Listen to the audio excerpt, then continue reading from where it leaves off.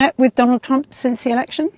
Yeah, I had a chance to go have a long and actually quite intriguing dinner with him. What did you discuss? What was intriguing?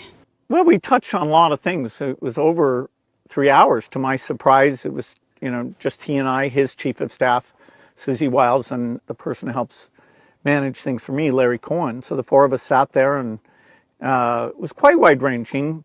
Global health's the area that I work in, and such amazing things have happened and can happen there. I spoke a lot about HIV and that the foundation's literally working on a cure for that. We're at an early stage, and so he, in the COVID days, accelerated the vaccine innovation. So I, was asking him if maybe the same kind of thing could be done here, and we both got, I think, pretty excited about that. We talked about polio, where we're very close to getting that done, but if you stop, it'll spread back. And so I explained why it's been tough in Pakistan, Afghanistan. We've had cases show up in Gaza. We have cases in Africa, and he was fascinated to hear what he could do to maximize the chance that during the next 4 years that incredible milestone will be achieved. I felt like he was energized and looking forward to helping to drive innovation. I was frankly impressed with how well he showed a lot of interest in the issues I brought up. One of the most exciting things we're working on, using the tools that Sam and Masa are providing, is a cancer vaccine. It's very interesting. It turns out, I'll be quick, all of our cancers, cancer tumors, little fragments of those tumors float around in your blood.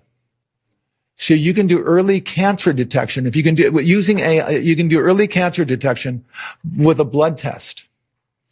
And using AI to look at the blood test, you can find the cancers that are actually seriously threatening the person. So we can, again, cancer diagnosis using AI has the promise of just being a simple blood test.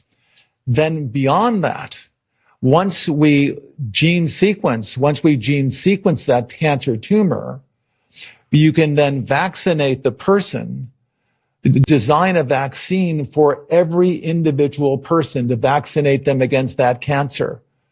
And you can make that vaccine, that mRNA vaccine, you can make that robotically, again, using AI in about 48 hours. So imagine early cancer detection, the development of a cancer vaccine for your particular cancer aimed at you, and have that vaccine available in 48 hours. This is the promise of AI and the promise of the future. Great, thanks. Vaccine is one of the greatest achievements of mankind. We would have had in 1917, remember the Spanish flu, killed perhaps 100 million people. Actually, it ended the First World War because the soldiers were a lot of people don't know that. The soldiers got so sick. It was a terrible thing. There were no vaccines. There was no anything. I came up with a vaccine, with 3 vaccines. All are very, very good. Came up with 3 of them in less than 9 months. It was supposed to take 5 to 12 years. And yet more people have died under COVID this year, by the way, under Joe Biden, than under you. And more people took the vaccine this year. So people are questioning how... Well, no, the vaccine worked, but some people aren't taking it. The ones that get very sick and go to the hospital are the ones that don't take the vaccine.